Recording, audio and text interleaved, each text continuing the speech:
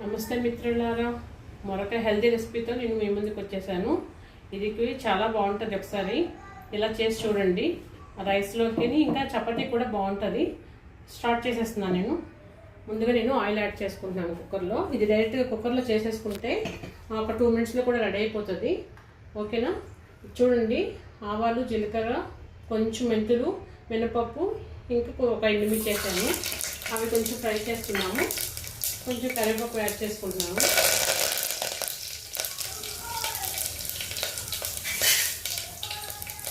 ఇది కొంచెం ఫ్రై అవ్వలేదు. కొంచెం ఎల్లుల్లిపాయ కూడా యాడ్ చేసుకుంటాను. కొంచెం ఫ్రై అయిపోయిన తర్వాత చూడండి, ఇలా కొంచెం ఫ్రై అయితే సరిపోతుంది. స్మెల్ బాగుంటుంది. చూడండి, పచ్చిమిర్చి, ఆనియన్ కూడా యాడ్ చేసేసుకుంటాను. ఇది కొంచెం యాడ్ చేద్దాం. దీంట్లో ఇదే మెయిన్ ఇంగ్రీడియంట్ ఏంటంటే ఇది శనగపప్పు. ఇది కొంచెం ఎక్కువ వేసుకుంటే దీంతో బాగుంటుంది. సరే, ఇలా ఫ్రై చేయండి. ఇది కొంచెం ఎర్రగా వేగనిస్తాను బాగా. ఇది వేగితే ఇంకా కమ్మగా చాలా స్మెల్ కూడా బాగుంటుంది. శనగపప్పు టేస్ట్ కూడా నచ్చుతుంది కదా అందరికీ. ఇది కొంచెం ఆయిల్ బాగా ఫ్రై చేసుకుందాం. చూడండి, వేగింది కదా. కొంచెం ఇలా బ్రౌన్ కలర్ వచ్చిన తర్వాత మనం దీంట్లో తోటకూర యాడ్ చేసేసుకుందాం. ఈ తోటకూర కొంచెం తోటకూర మగ్గనిద్దాము.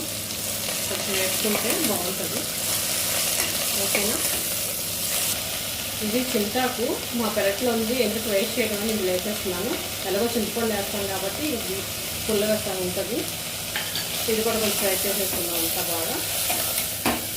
చూడండి, ఇలా ఫ్రై చేసుకున్నాక ఇందులో ఒక స్పూన్ కారం వేస్తున్నాను. అంటే ఈ పప్పుకి కొంచెం కారం వేసుకుంటే బాగుంటుంది. చూడండి, ఒక కారం కొంచెం, అలాగే కొంచెం పసుపు కూడా యాడ్ చేసుకున్నాం. ఒక టీ స్పూన్ పసుపు. ఇవన్నీ వేసి కొంచెం బాగా కలుపుకొని టమాటా యాడ్ చేద్దాము.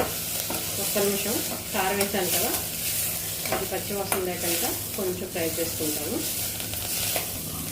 చూడండి, ఇలా వేయింది కదా. ఇప్పుడు దీంట్లో మనం ఒక కప్ టమాటా కూడా యాడ్ చేసేస్తున్నాము.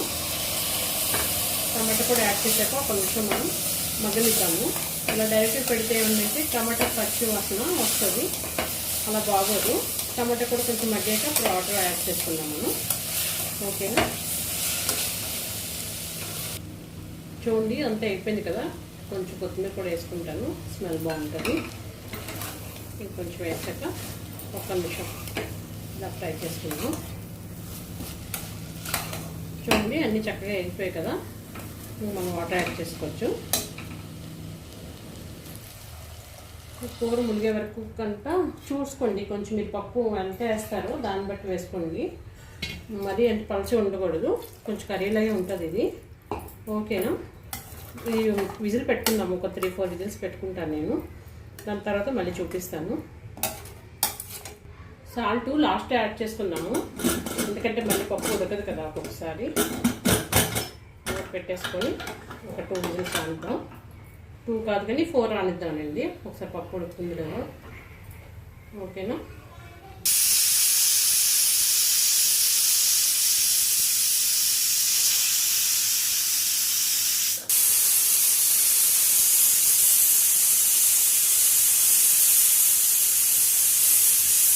చూద్దాం ఫ్రెండ్స్, ఒకసారి పప్పు ఉడికిందేమో. ఉడికిపోతుంది. చూడండి, ఇలా ఉడికింది కదా. ఇప్పుడు మనం దీన్ని పప్పు గుత్తితో బాగా మెదిపేసుకుంటాము, మెత్తగా కూరలాగా.